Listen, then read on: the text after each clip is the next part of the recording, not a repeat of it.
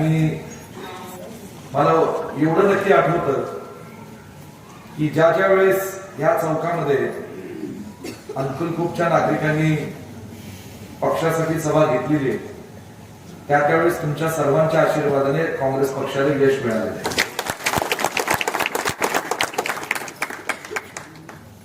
छत्रपती शिवरायांच्या स्मृतीस अभिवादन व्यक्त करून खरं अत्यंत चांगल्या पद्धतीचा पुतळा गावातल्या काही तरुण पिढीतल्या कार्यकर्त्यांनी तिथं लावलेला आहे. आणि मला असं आठवतं की त्यांनी इच्छा व्यक्त केली होती पुतळा मला फायबरचा आहे, बरोबर फायबरचा आहे ना, आणि त्यांना आपल्या ब्रॉन्झचा पुतळा बनवून घ्यायचा आहे. येणाऱ्या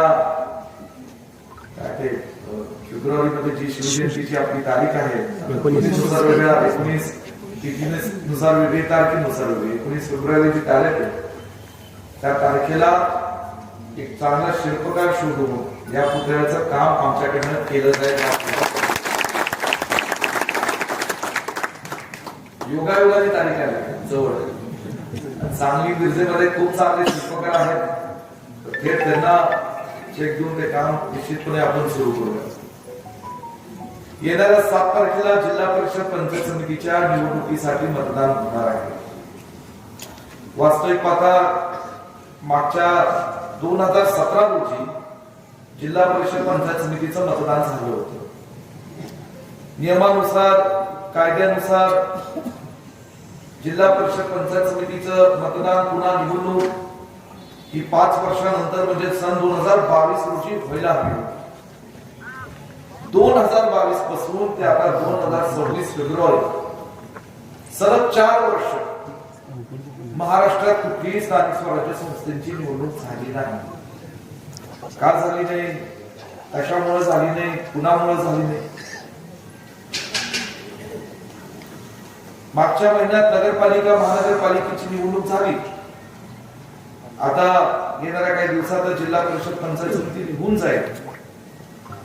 परंतु 4 वर्षापासून ह्या भाजप सरकारने भाजप पक्षाने जाणीवपूर्वक संपूर्ण महाराष्ट्राला वेठीस धरलं आणि महाराष्ट्रातल्या कुठल्याही स्थानिक स्वराज्य संस्थांच्या निवडणुका होऊन दिल्या आहेत. सातत्याने या निवडणुका पुढे ढकलण्याचं काम त्यांनी केलं. हे कशासाठी केलं?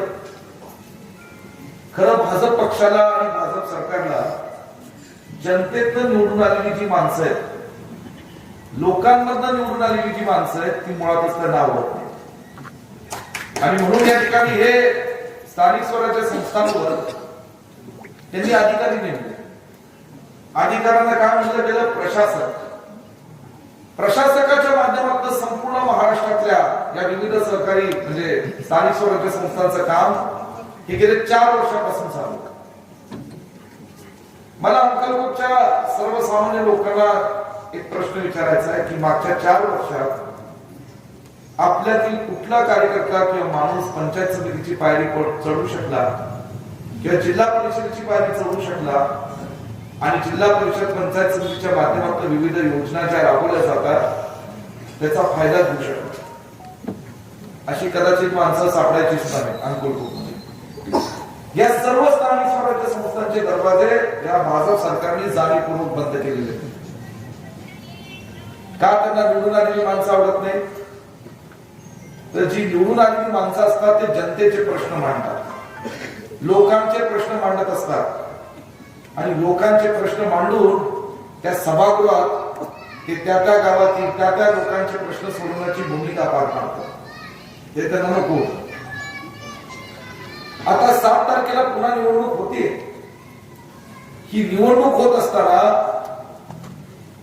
जो लोकशाहीचा आपल्याला अधिकार मिळाला मतदानाचा, ते मतदान करून पुन्हा एकदा आपल्या विचाराचे आपल्या हक्काचे लोकांचे प्रश्न समजून घेणारे सोडवणारे असे पंचायत समितीचे सदस्य आणि जिल्हा परिषदचे सदस्य आपल्याला आता या जिल्ह्यात आणि तालुक्यात पाठवायचे.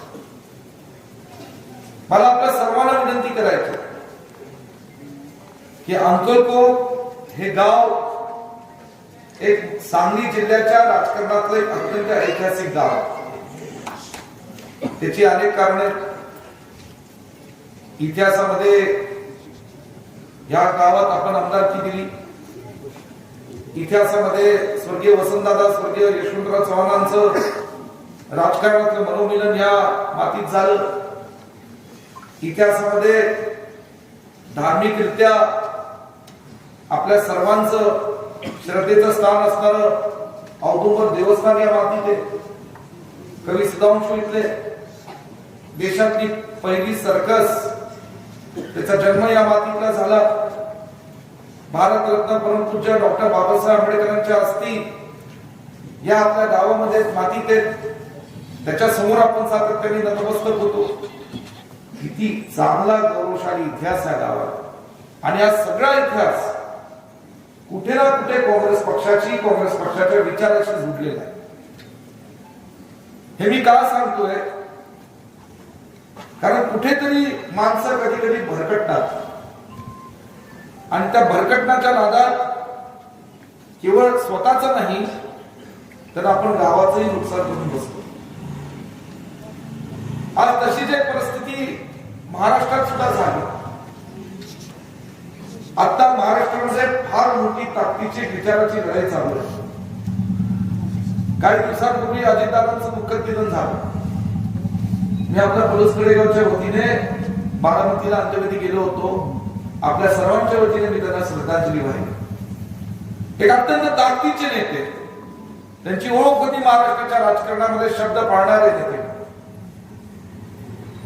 परंतु ह्या महायुतीच्या सरकारमध्ये भाजप, राष्ट्रवादी, उजवीकडे डावीकडे एकनाथ शिंदेचं शिवसेना असे तीन पक्ष म्हणून महायुती हे सरकार चालवत आहे.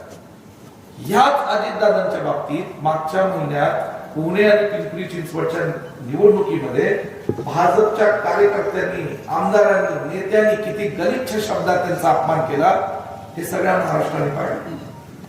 म्हणजे एकीकडे सत्तेत बसण्याकरता तुम्ही मित्र पक्ष त्यांना म्हणायचं, त्यांच्या नेत्यांना शेजारी बसवायचं आणि दुसरीकडे अशा निवडणुकीमध्ये त्यांचा अपमान करायचा, गलिच्छ शब्द वापरायचे, हे महाराष्ट्राने पाहिले. हे पाहत असताना खरं ही जी राजकीय संस्कृती ह्याच्यापासून आपल्या पलुसकडेगावचं संरक्षण आपल्याला करायचं, त्याच्याकरता ही लढाई.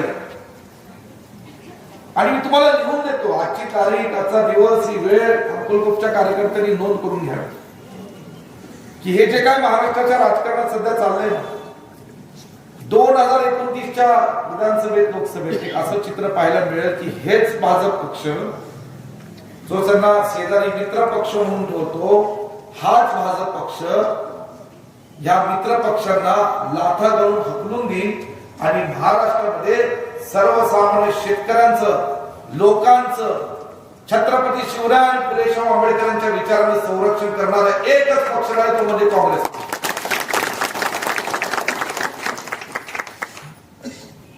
ही एक विचाराची लढाई राहणार आहे. आज भाजपचे नेते, कार्यकर्ते येऊन त्यांचे उमेदवार येऊन म्हणत असतील जिल्हा परिषद, पंचायत समितीमध्ये आम्हाला मतदान करा. कशाचे जीवन म्हणतात मला हे समजत नाही. त्यांची एक कॅसेट असते, दिल्लीत आमची सत्ता आहे, राज्यात आमची सत्ता आहे, म्हणून इथं सत्ता द्या. आता पलूसची नगरसेवक काही इथं बसलेली आहेत. पलूस 30,000 लोकसंख्येचं गाव आहे, 25,000 मतदार आहेत. ही कॅसेट आहे पलुसकरांनी नाही. पलूसच्या सर्व लोकांनी ठरवलं की हा पतंगरावजी कदम साहेबांच्या विचाराचा मतदारसंघ आहे आणि लोकांनी 21 पैकी 17 नगराध्यक्षसह काँग्रेस पक्षाचा खूप मेहनत केली, तिथल्या उमेदवारांनी केली, कार्यकर्त्यांनी केली. आणि सर्वात महत्वाचा, मामा तुमच्या मुद्द्यावर येणार नाही नंतर ते शेवटी येणार. मामा पोट खिडकीने जरा बोलून गेले, डिस्टर्ब व्हायचं नसतं मामा, करू दुरुस्त, मी बघतो. सर्वात महत्वाचा मुद्दा, एकही पलूसचा काँग्रेसचा कार्यकर्ता चुकीचा वागला नाही.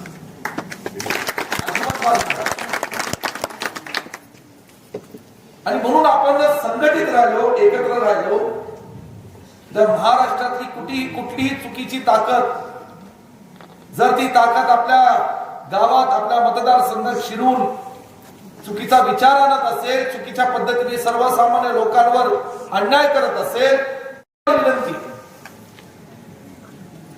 कुठेतरी इतिहासातनं शिकलं पाहिजे. इतिहासाकडे वारंवार बघून भविष्यात पुन्हा या ठिकाणी मी आता काय काम केलं अंकुरकोटच्या लोकांना सांगण्याची आवश्यकता नाही. तुम्ही भरभरून मला प्रेम दिले, आशीर्वाद दिला.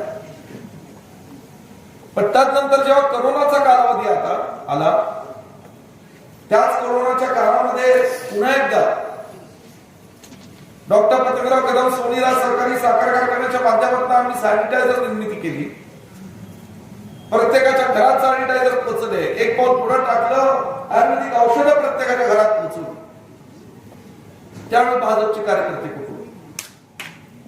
आणि यातले एकच मला सांगायचंय की ज्या पलूस कडेगावच्या लोकांवर कुठल्याही संकटाची वेळ येते तेव्हा इतिहास त्याला साक्ष आहे की डॉक्टर पतंगराव कदम साहेबांच्या विचाराची माणसं आणि काँग्रेस पक्षाची माणसं हे लोकांबरोबर खंबीरपणे उभे राहतात.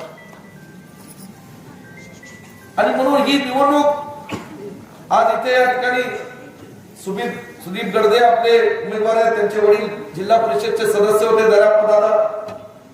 त्यांना तुम्ही सगळ्यांनी साथ दिली, जिल्हा परिषदेवर काम करण्याची संधी दिली. आणि तुम्ही कार्यकर्ता म्हणून तो तुमचा आशीर्वाद देण्यासाठी या ठिकाणी असतील काही समज गैरसमज काही लोकांचे. सगळ्या काही लोकांमध्ये जाऊन समाजाचे लोकांचे प्रश्न कसे सोडवता येतील हा दिवस रात्र पळत असतो, पळणारा कार्यकर्ता.